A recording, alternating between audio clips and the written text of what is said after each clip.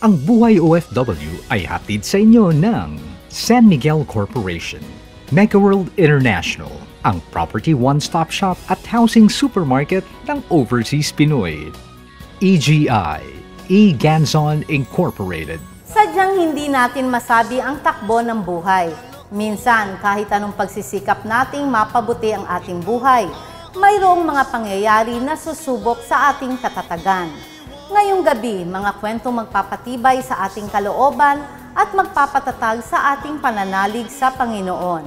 Magandang gabi po sa inyong lahat. Ako po ang inyong kapatid, Marisa Dalmar, at ito ang Buhay OFW.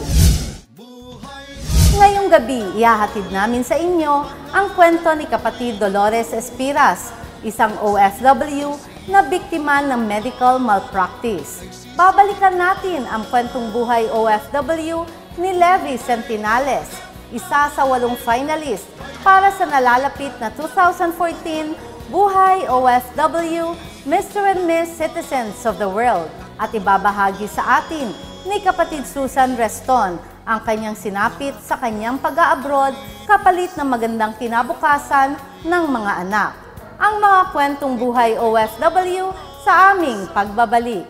From his mouth, the following day na mag-rounds ang doktor, sinabi niya sa akin, hindi naman ho pala kayo diabetic.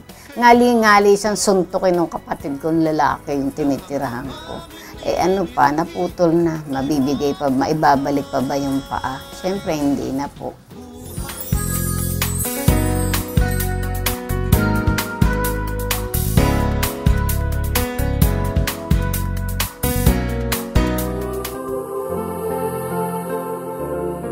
Sa aming mga kapatid at mga kababayan na nasawi ng Super Typhoon Yolanda, kasama niyo po ang Buhay OFW at ang Buhay OFW Foundation sa patuloy na pagdarasal para sa mapayapang pagbangon at muling pagsisimula. Patuloy po ang ating paglaban sa buhay. Huwag po kayong mawala ng pag-asa. Bukas po ang Buhay OFW Foundation sa mga nais tumulong. Maaari pong ipadala ang inyong mga donasyon sa Buhay OFW Foundation. God bless us all at maraming pong salamat sa inyong lahat. The No Floods Mobile Flood Barrier.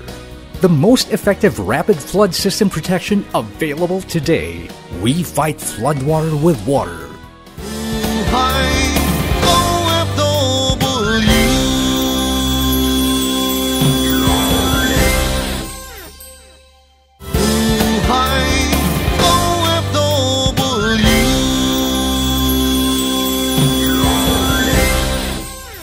Ang Buhay OFW ay hatid sa inyo ng Megaworld International, ang property one-stop shop at housing supermarket ng Overseas Pinoy.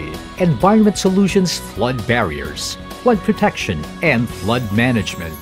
EGI, E-Ganzon Incorporated. General Building and Engineering Construction Company, Poshum Global, The Green Company, Eco-Friendly Steel Frames. Southville International School and Colleges. Ka-Fellow Shop, providing the best business opportunity. EGI Resort and Hotel, Mactan, Lapu-Lapu, Cebu City.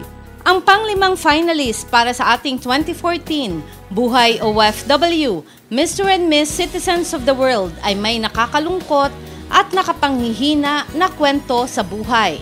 Narito ang kanyang kwento.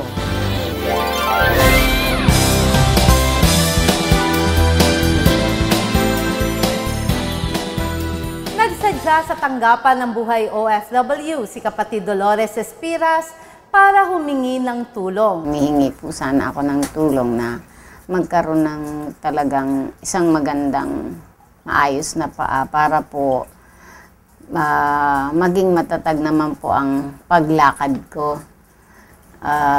Kung meron po sa inyong bukas ang puso na para tumulong sa isang katulad ko, nagpapasalamat po ako sa inyong lahat. Maayos ang pangangatawan at kalagayan sa buhay ni kapatid Dolores noon. Dati siyang overseas Filipino worker. 1992 nung una siyang lumabas ng bansa. Kulang-kulang 12 taon siyang nakapagtrabaho abroad. As respiratory therapist. Habang nasa abroad, malaki ang naitulong niya sa kanyang ama at mga kapatid. Family provider, pag may sakit, may kailangan, nagbibigay naman po ako sa kanila. Lalo na sa father ko kasi na siya, widow, wala na ang mother ko.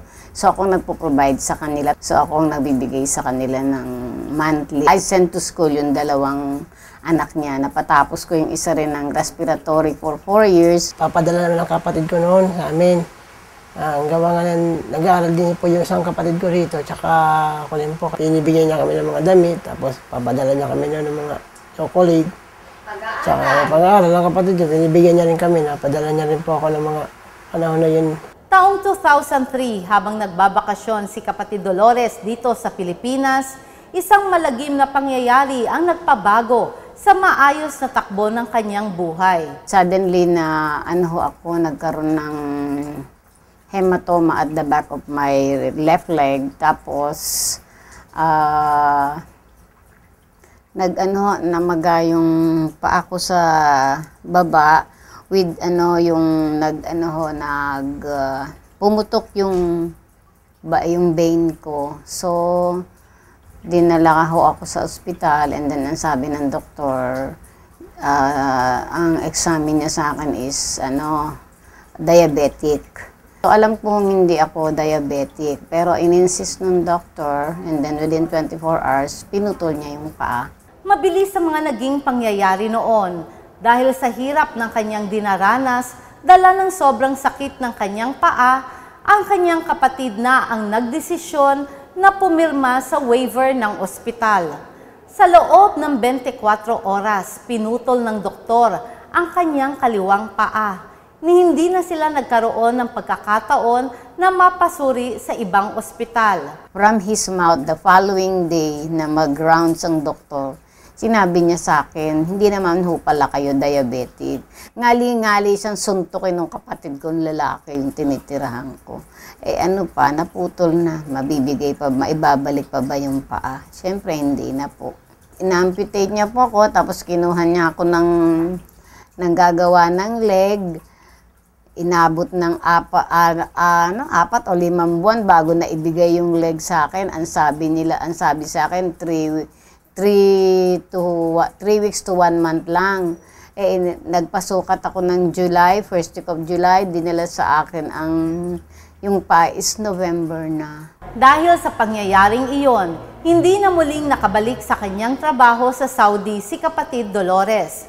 Sa pagkakaputol ng kanyang paa, naputol na rin ang kanyang pag-asang makapag-abroad muli. Depressed po ako, and ini-intend ko sana na makabalik kasi by that time of November merong employer na pinadala ang alternative. So sabi ko baka makabalik ako with the help na kahit man lamang nebulization sa ward ka lang magtrabaho. Kasi sana man lamang kung pinutol niya below the knee, mas nakabalik ako after a year. Simula noon, nakaasa na si kapatid Dolores sa tulong ng kanyang mga kapatid. At dahil sa luma na ang kanyang artificial leg, hirap na siyang lumakad at kumilos. Nakatira ako dun sa kapatid kong isa, yung sumunod sa akin, lalaki. Sa kanya po ako nakatira. So, siyang nagpapakain sa akin. Gusto kong mag-seek na magkaroon ng isang prosthetic na titanium, na made of titanium. So, para bang it will last. Kasi this one, second time ko na, hindi na naka-align yung paa, paglakad mo talaga. Nakita nyo, slight, mabilis kang nag-fell down. Halos sa 1 week, nakakadalawang beses kang tumatumbling. So, yun ang hinihingi ko po kung po pwede. Tsaka, yun lang po, kung maaaring makahingi ng ganong klaseng leg.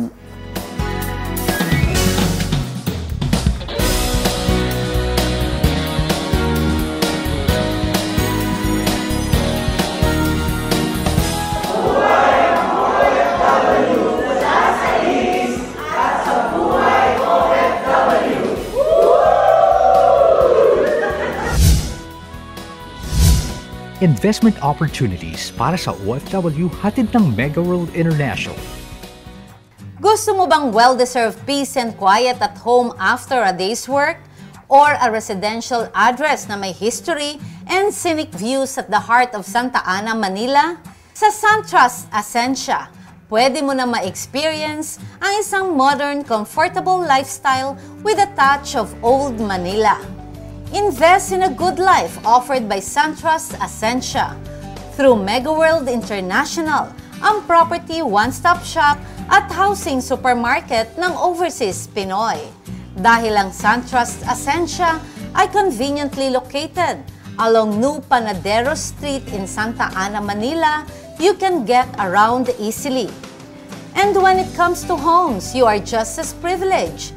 Pili na from studio units at 2 to 3 bedroom condos with balconies and enjoy views of Manila Bay and the Makati skyline.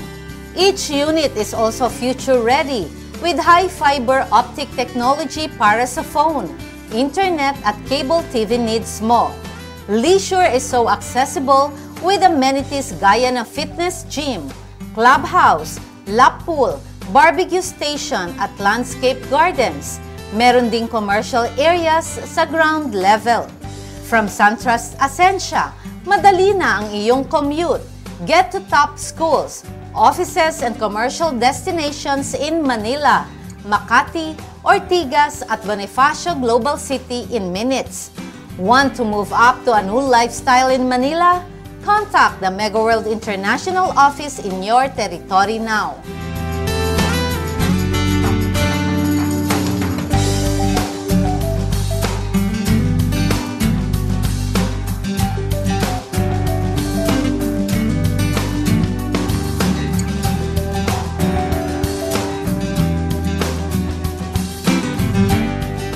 Para sa mga OFW na bibisita naman sa Pilipinas, please call the following local numbers. At kung ikaw naman ay online, visit www.megaworldinternational.com.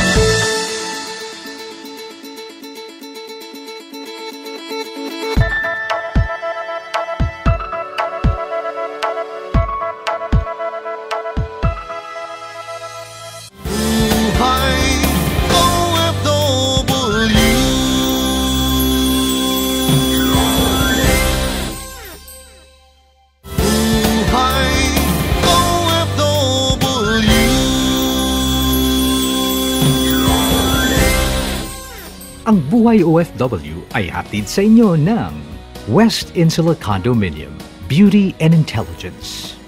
Dare to compare, more than just a trophy. It's a jewel. Fucoidan Slimming Rejuvenation and Wellness Center. A Fucoidan capsule. Look young, live longer. A gift of health from the sea. The Malaya Business Insight. EGI Pamuli-Dawen Hotel, Lawag City. Kung inyo po matatandaan, inihatid namin sa inyo ang kwento ni Levi Sentinales, isang kwentong maihahalin tulad sa isang pelikula. Ulila at namulat sa malupit na mundo si Levi. Pero dahil sa matibay na pananalig sa Panginoon, umasa at nangarap siya ng isang magandang buhay sa kanyang paglaki. Ang pagiging OFW ang nagbigay katuparan sa kanyang munting pangarap. Muli nating sariwain ang kwentong buhay OFW ni Levi Sentinales.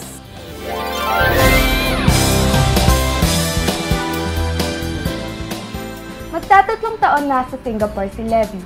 Bago siya naging OFW, nagtatrabaho siya bilang IT sa isang local company dito sa atin.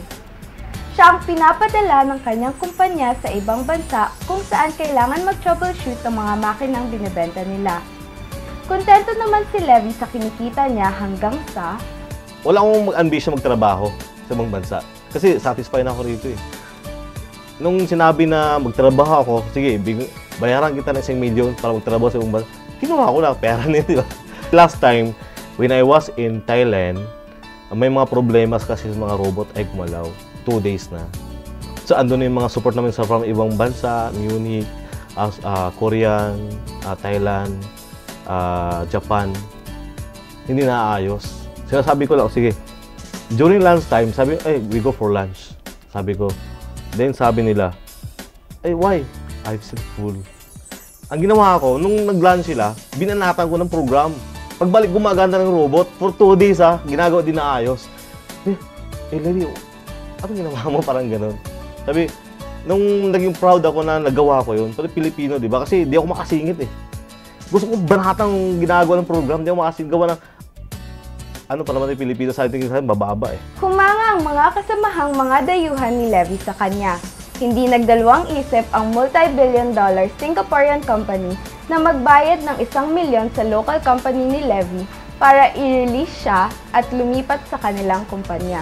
Maayos ang takbo ng buhay ni Levy ngayon, malayong-malayo sa buhay niya noon. Ano po yung kabataan mo? Pwede niyo po bang ikwento sa amin kung ano yung mga karanasan niyo nung bata pa po kayo? Nung kabataan ako, kasi nung kabataan ako minsan, medyo talagang kapos. Talaga saan parang tutorial. Medyo yung mga side ng parents ko, may kaya. Ang problema lang, siguro anak ako ng kabit. Di ba? Parang hindi ako tunay na parang hindi tunay ka mag-anak. Parang tunay parang trabahador lang. Maagang naulila si Levy sa ina. Hindi naman naging maganda ang turing sa kanya ng kanyang madrasa. Dahil doon sa kanyang lola ng ina, ng kanyang ama na lang siya tumira. Yung matindi. Yung parang panaginip na parang bangungot yun. Kasi nangyari nun, parang akong natutulog ako mga 12 o 1. Then after 1, gigising ako 3 o'clock para mag-prepare ng mga tinapay sa mga van hanggang 3 hanggang 5. Then after 5, pagpapakain ng mga baboy sa tiyahin ko. Para akong alalay nga. Nagtatago pagtapos pagpapakain ng mga baboy, nagtatago ako sa mga kali-kali kasi magpapasukan eh. Kasi that time kasi friends na ako sa school eh. Kasi Levy, ba ano yan, mayaman yan, ba't gano'n ang trabaho? Parang tinatakpan ko rin yung lula ko. Parang hindi ko rin papahiya na ganung buhay ko sa kanila. Parang playing din na si Levy, mayaman yan, ba't nagpapakain ng baboy? Ang hirap-hirap ang buhay. Mga chewing ko. Utos doon. Tapos pag di ko masusod, suntok ko sa kurot. Dahil kong pasa, wala akong galit sa kanila. Totoo lang, parang gusto ko magalit, gusto ko bumawi kasi sabi ng mga trabahador sa amin, trabahante, patayin mo kaya, bata ka pa eh, kaya mo patayin yun eh. Oo, totoo lang. Patayin mo, di ka makukulong yan. Oo, bata ka naman, sabi ko, wala sa isip ko yun. Inutos ako patayin eh. Di ba, paano ko patayin? Sila ang kaibahan namin, sila, trabahante, napapagalitan, galit lang. Sa akin, may galit, may suntok, may physical. Hindi na kayang tiisin ni Levy ang mga ginagawa sa kanya ng kanyang mga kamag-anak. Dahil doon, nagdesisyon siyang umalis na lang sa poder ng kanyang lola. 20 pesos lang pera ko noon nung umalis ako. Kasi kaya na itong papalakihin ko. Nung una akong ginawa ko, nagbebenta ko ng candy sa terminal. Bili ako sa packet ng candy. Pag nauubos yun, ang tubo noon, akin na. Tapos ang candy, binibili ko ng mga balot.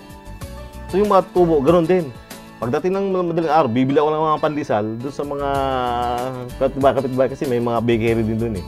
Binibili ko yun, natitinda na. Hanggang sa pagsisikap ko, may pera ko din. Dahil sa determinasyon na mapabuti ang buhay, itinuloy pa din ni Levy ang kanyang pag-aaral. Nung nag-aaral ako nung high school is kaya ko nang bayaran yung tuition ko kasi 150 pesos yung tuition every exam. Kasi Catholic school nga kami. Nababayaran ko na magawa ng pagtitinda ko ng mga candy. Nababayaran ko yun. Kasi marami akong pera kasi mga kaklase ko eh. Kasi nag-drawing ako, binabayaran ako. Nagcha-charcoal lang ng drawing. Kasi may talent ako sa drawing din eh. Kaya yun, nagkakapera ako. Para makapagpatuloy sa kolehiyo, sa isang government school siya nag-enroll. Noong mga panahon na yon, nakitira siya sa bahay ng isang tiyahin, pero may kontrabida din. Nung napunta ko sa tiyahin ko, okay na sana. Kaso 5 silang magkakapatid, pang-anim ako. Yung tiyahin ko pang 7. Yung tiyahin ko bading. Sabi sa akin, Levy, alam mo, parang may in love na ako sa'yo. Lumayas ako. Layas na naman ako. Di ko kaya. Pumasok ko sa simbahan para tagapag-install mga drumstick, drum of my prayer meeting. Pag-prayer meeting nila ako. Tapos, pumasok ko ng varsity ng school. Nag-dancer pa ako. Nag-DI ako. DI ako. Parang akong bading noon. DI na ako eh. Oo. Marami nagkagusto mga bading. Pero di ako bibigay kasi may pera naman ako eh. Tapos, pag may mga sabi ng mga teacher, sino maglilinis sa school? Sabi ko, ako, maglilinis ako. Sabi nga, ba't si Levy ganun? Sabi ko, bakit ba? Ano mong pakialam sa akin? Gusto ko lang kumita, ay ko lang umasa sa ibang tao. Kasi wala kasing mahirap kung kakain ka eh. Ba't ako wala akong pera? Ba't ang dami kong pera? Everyday, purong-puro yung bulsa ko eh. Kasi marami nagpapadrawing sa akin. Tapos may minsan pumupunta pa sa akin, mapapadrawing mga charcoal niya. Sa mukha. Kasi dati di uso kasi computer. Kayo may computer na eh, di ba? Yung nasisira, architect kasi ako. Kaya marami muna sa department na mapapadrawing. Kung sino yung magaling mag-drawing. Charcoal, kaya ko yan. Ang problema lang, yung nag-computer na wala na. Kaya nag-IT ako. Malayo na ang narating ni Levy ngayon. Tinitingala at nire-respeto na siya bilang isang magaling na overseas Filipino worker sa Singapore. Pero may isang insidente sa kanyang buhay na laging sumasagi sa kanyang alaala. Tsahin ko, mayroon sila mga farm, mga mais. Ngayon, nangyayari kasi doon, Levy, punta ka muna doon, bantay mga daga. Tagabugar ang daga. Kasi pag may tao sa maisan, yung mga daga, nadi-disturb. Kakalampagin mo lang yung mawawala yung mga daga. Ginawa ko, sabi ko, Lord, sana pagdating ng panahon. Birthday ko yun, pinasayin ko dun sa palig. Buong sagitan ng maisan, laki nun. Nakakatakot lang ba yung mga sabi nga, aswang-aswang pa eh. Di ba sa bukid gano'n, mga kwentong-kwentong aswang? Di ba, alit ko nun. Grade 5. Grade 2 ako nun. David, tauhan mo nga sa mais. Dalawa kami. Yung isang katulong na nagluluto ng pagkain namin. Sabi ko, birthday ko, hindi na alam birthday ko. Alam mo, ako nakakaalam birthday ko. Sabi ko, Lord, sana makakaikot ako sa buong Pilipinas. Tapos, Lord, yung kinakausap ko lang bilang bata. Sabi ko, Panginoon, sana magkaroon ng kahit bisikleta lang. Para meron akong malibang-libang sa buhay ko. Nung dumating, hindi lang bisikleta binigay sa akin, hindi ng big bike, nagkaroon ng kotse, kung ano-ano kotse. Tapos, pinaikot ko sa buong mundo. Sa mga pinagdaan ng pagsubok ni Levy sa kanyang buhay at sa mga tagumpay na tinatamasa niya ngayon, hindi ni minsan siya bumitaw sa Panginoong Diyos. Kuya, ano pa po yung mga gusto mong marating o mga gusto mo pang mangyari sa buhay mo?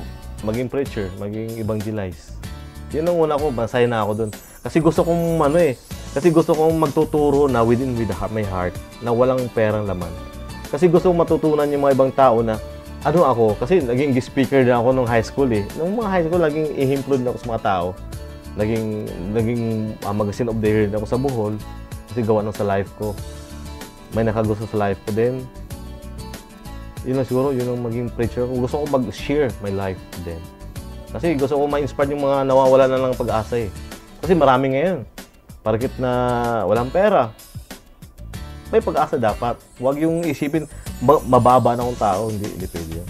Narito ang pahayag ni Ate Mars, pinsan ni Levy na malapit sa kanya. Tinuring ni Ate Mars na nakababatang kapatid si Levy nung mga panahon na lumaki sila sa bahay ng kanilang lola. Sakang magandang ehemplo sa public na sana sa mga nawalan ng pag-asa sa buhay, sa mga naghihirap ng sobra. So, parang nakita ko yung kapatid na siya yung maging isang magandang ehemplo. Isang magandang ehemplo dahil na-achieve niya yung lahat dahil sa paghihirap sa sarili niya. Tapos, yung sitwasyon na kung gaano kakatatag, and the most important, yung maging malapit sa Diyos. Mahigit 20 years silang hindi nagkita at malaki naman ang pasasalamat ni Ate Mars sa Panginoon na sa kabila ng mga pinagdaanan ni Levy, naging maayos naman ang kanyang naging buhay. The No Floods Mobile Flood Barrier. The most effective rapid flood system protection available today. We fight floodwater with water.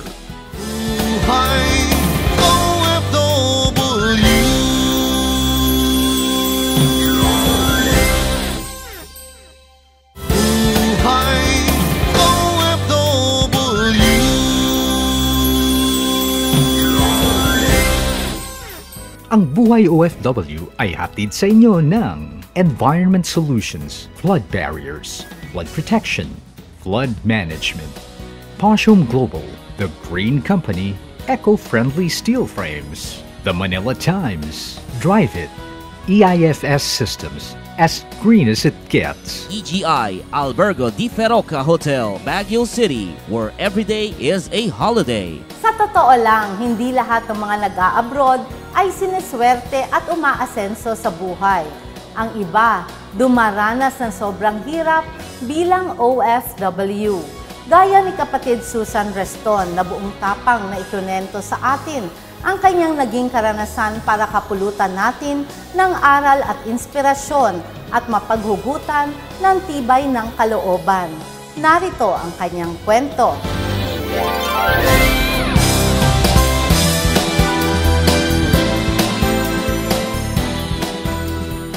May asawa at mga anak na si kapatid Susan Reston nang magdesisyon siyang magtrabaho bilang household service worker. Maayos naman ang naging buhay niya sa Kuwait. Mabait naman yung amo ko. Ngayon, ang sabi ng mama ko, "Dahil uwi ka muna dito, tingnan mo yung pamilya mo. Kasi ayaw namin na magkwento sa iyo na ganito, ganyan." Pero ang sabi lang niya sa akin, dahan-dahan padala sa pera mo. Baka pagdating mo dito, magwala ka. Ayun, ayaw nila magsumbong na ganito.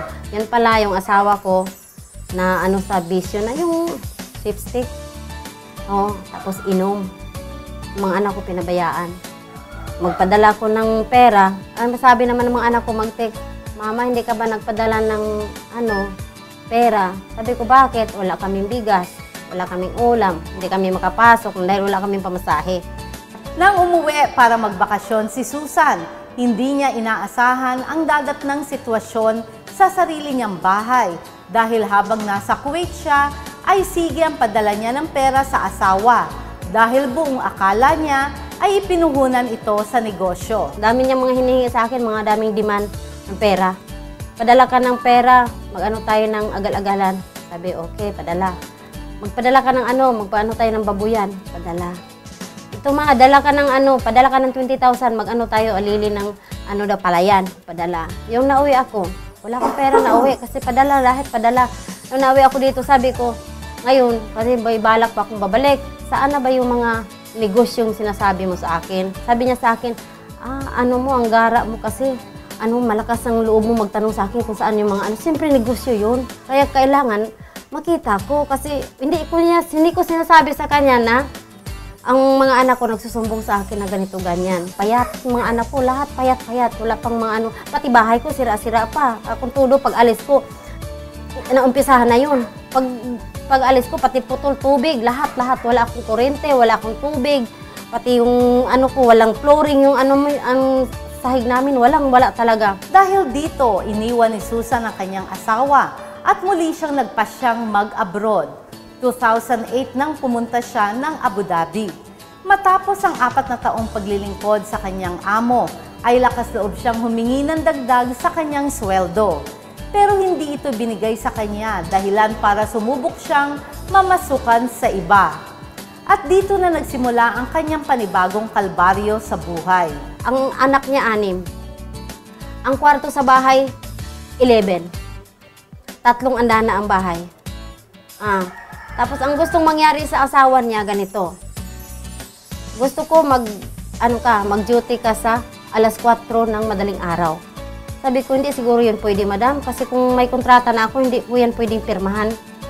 Kasi walang mag-duty ng alas 4 ng madaling araw. Tapos alam mo ang tulog ko dito sa bahay mo, alas 2 ng madaling araw. Paano pa ako magtrabaho? Ano pang lakas na gagawin ko? Tapos yung mga ginagawa dito, parang lalaki ako dito, umaakyat pa ako sa puno para magputol ng mga kahoy. Nagalit siya sa akin, tinawag niya ako, lalayas daw ako. Lumayas kayo sa pamamahay ko. Sabi ko, madam, hindi kaya basta-bastang palayasin niyo ako dito. Ang tanong kung may visa ako. Alam na ninyo na overstay na ako 6 na buwan siyang overstaying sa Dubai. Bukod pa dito, napag-alaman niya na kinasuhan siya ng dating amo ng absconding. Yung umalis ako sa pamamahay niyo, kinuha ako sa South African dito, kayo ang kaharap ng amo ko. Gusto ko dalahin yung passport ko. Akin na yung passport ko, madam. Kasi yun talaga ang, kahit wala akong pera dito, basta may passport ako, hindi ako takot. Sabi ko ganun, basta hawak ko lang passport ko. Sabi niyo sa akin, huwag kang mag-alala, pag may visa ka na, kukunin mo yung passport dito, ibibigay ko. O ngayon nangyari na. Bakit niya ako kinasuhan ng absconding, madam? Awa ka naman sa akin. Ngayon, nagtiinti-tiinti na nga ako dito sa Dubai. Paano na lang yung mga anak ko na alam niyo na ako lang nagsusuporta ng mga anak ko. Pagkain, lahat-lahat, ako lang. Kasi walang papang nagsusuporta sa kanila. Alam niyo yun kasi hindi ako nagsisinungaling sa iyo. Pinaalam ko sa inyo lang Sabi niya, wala na kaming magawa, Susan. Basta, ito na ang ano mo. Madam, hindi kaya ito pwede. Kung ganyan ang ginagawa niyo sa akin, makipaglaban ako sa inyo.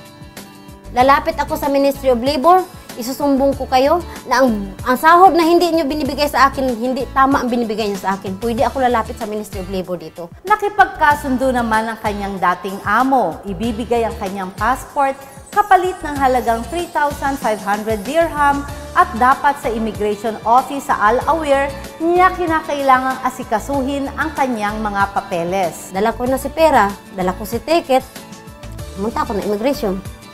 Hinahanap ko yung ano ko doon, pinakita ko yung mga papelila na pag-surrender sa ano ko, tapos pinakita ko yung release paper ko, yung cancellation ko, yung ano na pinirmahan nila na i-waiver nila yung kaso ko. Siguro nag-umpisa ako alas 9, alauna na lang, hindi pa tinawag ang pangalan ko. Nagtaka na ako, bakit? Kinakabahan ako. Sabing ganon, ano ba to? Ma'am, saan ba talaga ako magbabayad ng penalty? Kasi parang nahirapan ako dito eh.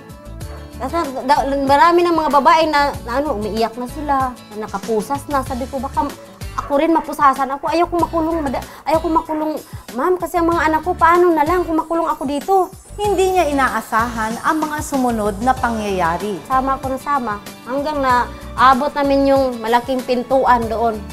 Parang naano ko, aray, ano ba to pintuan malaki? Parang naano ko sa TV na kulungan to ah. Sabi kong ganun kinakabahan ako. Yun na, pagpasok namin dito, bukas na yung pintuan. Unang pintuan pa lang, nakapusas na ako. Sabi ko, bakit niyo ako pusasan? Hindi naman ako nakapatay. Mag-ayos lang ako ng papel ko at magbayad ako ng penalty. Ayaw ko pa talagang ganito. Ang ano nila, rules doon sa Dubai, pag may penalty ka at overstay ka, ikukulong ka talaga nila. Inabot ng 3 buwan sa loob ng kulungan si Susan. Hindi alam ng kanyang mga anak ang nangyayari sa kanya. Yung napasok na ako talaga sa doon sa kasama ko na yung mga ibang lahi, may mga India, may Indonesia, may Nigeria. Ang gulo doon sa loob. Ang iba nagsuntukan, nagsaksakan. Ayaw ko yung ganito. Sabi ko, lagi ako naiyak doon eh. Paglabas ng kulungan, swerteng napasama siya sa nabigyan ng pamahalaan ng Saudi Arabia ng libreng ticket papauwi ng Maynila. Tanging ang suot-suot na damit lang na hindi pa niya pag-aari ang naiuwi niya sa kanyang mga anak. Pero sabi ko, okay lang, at least nakauwi ako na nakita ko yung mga anak ko. Siguro, gumawa ng paraan ang Lord na mangyari yun sa akin. Kasi kung nangyari, naka-exit ako, hanggang ngayon, hindi pa ako nakauwi sa mga anak ko. 7 years na kami hindi nakita sa mga anak ko. Pati parents ko. Sa ngayon, may mga kaibigang tumutulong kay Susan para mairaos ang pang-araw-araw na pangangailangan nilang mag-iina. Balak pa din niyang muling makipagsapalaran sa ibang bansa.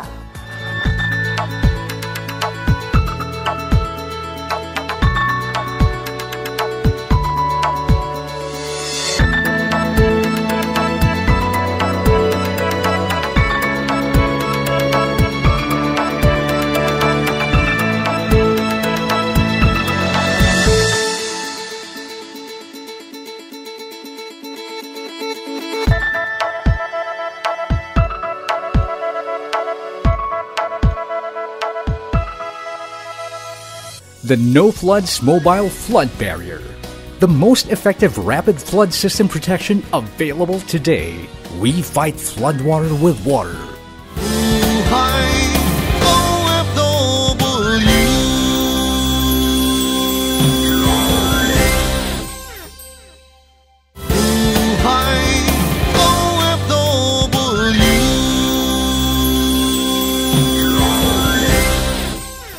Ang Buhay OFW ay hatid sa inyo ng San Miguel Corporation, Drive It, EIFS Systems, as green as it gets, a Fucoidan capsule, look young, live longer, a gift of health from the sea, Southville International School and Colleges. Ka-Fellow Shop, providing the best business opportunity. Iba talaga ang Pinoy kahit anong delubyo at pagsubok sa buhay. Nakatayo at nakakayanan pang ngumiti. Kaya naman ang ating pagiging positibo at masiyahin ang madalas nagiging paksa sa mga usapin at tema sa mga kompetisyon. Kagaya na lang sa isang contest na may temang ngiti. kung saan ang inyong lingkod po ay naimbitahan bilang Master of Ceremony kasamang ating former ambassador, Theo Arnold ng the Netherlands. We're very happy to be a part of this NCCA, a project in cooperation, of course, with JAV Unlimited Foundation, and we're very glad to witness this momentous event with you. Ang kompetisyon na pinangungunahan ng JAV Talent Unlimited Foundation at ng Bravo Filipino Magazine ay bukas sa lahat ng mga mag-aaral sa kolehiyo sa buong bansa. Kinakailangang mailarawan nila sa kanilang nilikhang obra ang tinatawag na Filipino Kalidad Humana sa pamamagitan ng mga ngiti sa kanilang ipininta. We were amazed by the young talents and encouraged by the enthusiastic response from the students and the support from the school principals and teaching staff. Since 2 years, we have embarked on organizing a grand student painting competition at college level. Ang third prize winner ay nagmula sa University of Rizal System Angono Rizal. Ang second prize ay mula sa Bulacan State University at ang first prize ay mula sa IREST, si Kennard Lapitan.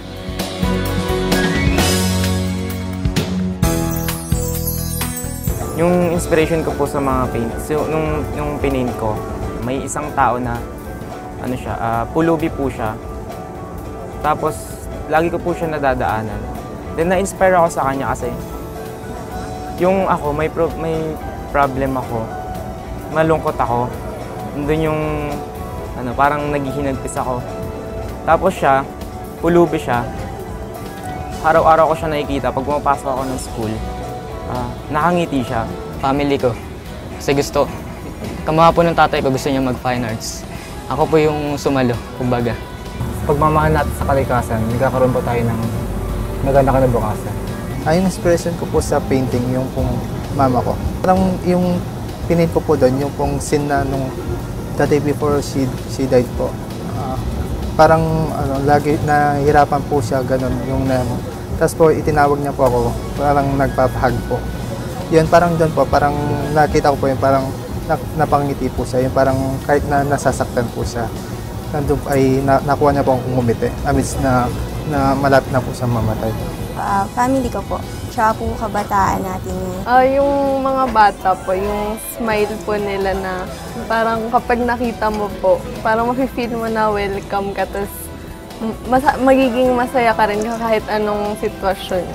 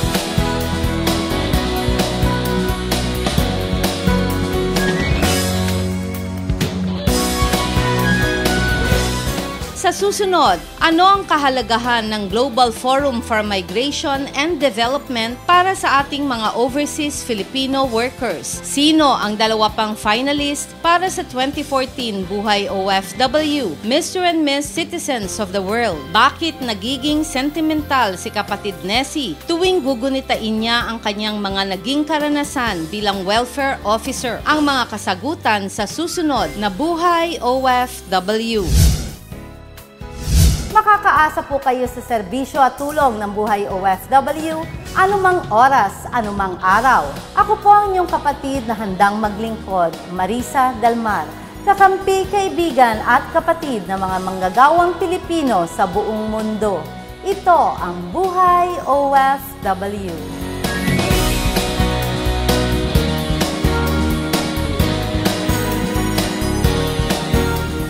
Ang Buhay OFW ay inihatid sa inyo ng San Miguel Corporation, Megaworld International, ang property one-stop shop at housing supermarket ng Overseas Pinoy.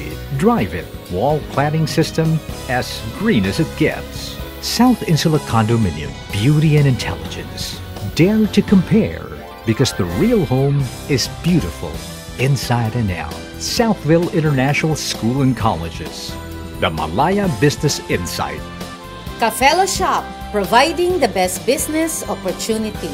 Davis, Paint Reinvented. Handa kang magpaalipin sa ibang bayan.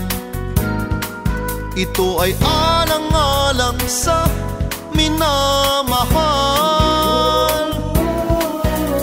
Isusugal ang buhay kung kailangan nang ang mga minimit